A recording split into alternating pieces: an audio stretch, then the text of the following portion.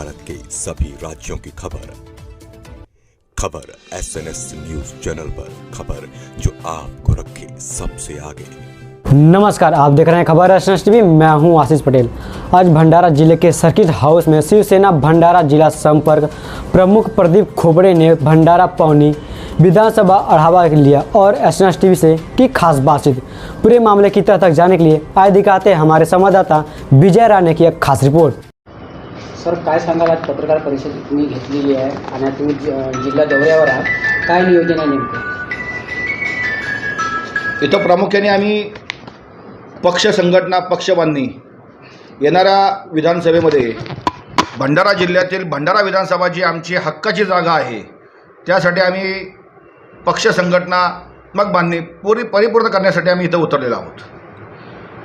मुद्दा नंबर 2 असा आहे की भंडारा शहरातील खाम तलाव येथे 51 फूट उंचीची मूर्ती जी बसवायचं काम नियमबाह्य चाललेलं आहे, त्याचं निवेदन आज आम्ही कलेक्टर साहेबांना देणार आहोत। भंडारा विधानसभेसाठी जे 435 बूथ आहेत, त्यासाठी आमची संघटना शिवसेना उद्धव बाळासाहेब ठाकरे या पक्षाचे पदाधिकारी प्रत्येक बूथ वाईज प्रॉम्प्ट तयार करणे आणि आपली यंत्रणा उभी करणे हा आमचा मूळ उद्देश आहे। भंडारा विधानसभा ही आमचीच असल्याने त्याच्या बाबतीत परिपूर्ण काळजी घेणे, तसेच भंडारा जिल्ह्यातील इतर 2 ज्या विधानसभा आहेत त्याचाही आढावा घेणे, हे सध्या आमचं काम सुरू आहे। सर, येणाऱ्या आगामी विधानसभा निवडणुकीमध्ये तुमचे प्रमुख मुद्दे कोणते असणार जे तुम्ही जनतेपर्यंत जाणार? भंडारा म्हटलात तुम्ही तर भंडाऱ्यामध्ये आमचा प्रमुख मुद्दा हा गद्दाराचाच आहे। आज जे काही यांनी दाब दबाव करून ED CD CBI करून जे काही लोकांना दाबून घेतलेलं आहे, हे मुद्दे राहतील।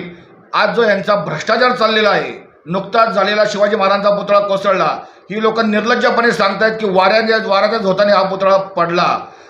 शेकडो वर्षापूर्वीचे महाराजांचे पुतळे अजूनही आहे त्या ठिकाणून जागचे 1 इंच सुद्धा हललेले नाहीत आणि ह्यांच्या आज कोकणामध्ये उभारलेल्या शिवाजी महाराजांच्या पुतळ्याला एवढा कोटी खर्च करून जो पडतो, तो भ्रष्टाचार ही लोक जे करतायत, हे अशा प्रकारचे सगळे भ्रष्टाचार आम्ही लोकांच्या पुढे आणणार, हे आमचं उद्दिष्ट आहे। सर, शिवाजी महाराजांचा पुतळा कोसळला त्यासाठी आपला फडणवीस साहेबांनी अजूनपर्यंत माफी मागितलेली नाही, त्याबद्दल तुमचे काय मत आहे? ज्या माणसाला शिवाजी महाराजांचा अभिमान नाही, त्या माणसाबद्दल बोलणं आम्ही उचित नाही। सर, एक अजूनही विषय आहे। 2 वर्ष झाले या महायुती सरकारला, या महायुती सरकारने शिक्षण विभागात पूर्ण वाटोळं लावलेलं आहे आणि स्वतः शिक्षण मंत्री त्या दिवशी दीपक केसरकर साहेब आले होते।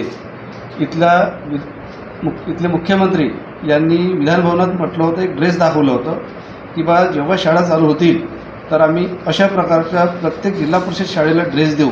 आज अर्ध सेशन लोटलं आहे, पण कुठल्याही शासकीय जिल्हा परिषद शाळेला ते ड्रेस मिळाले नाही, त्याबद्दल या सरकारबद्दल काय बोलाल? नुसता शालेय गणवेश नाही, अशा बऱ्याच योजना ज्या यांनी डिक्लेअर केल्या, जाहीर केल्या, त्या पूर्ण करायला यांच्याकडे फंडिंग नाही आहेत।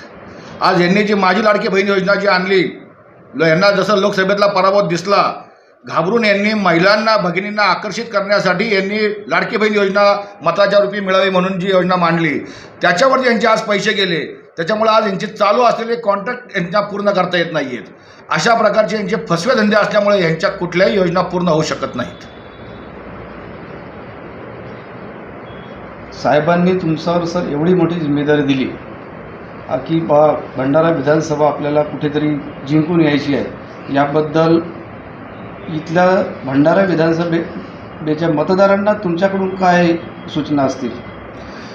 माझं भंडारा विधानसभेतील मतदारांना आणि माझ्या शिवसेना उद्धव बाळासाहेब ठाकरे पक्षाच्या पदाधिकाऱ्यांना एकच महत्त्वाची सूचना आणि विनंती राहील की जो गद्दारीचा डाग या भंडारा विधानसभेला लागलेला आहे, तो या निवडणुकीच्या निमित्ताने पुसून टाकावा, ही माझी हात जोडून विनंती आहे।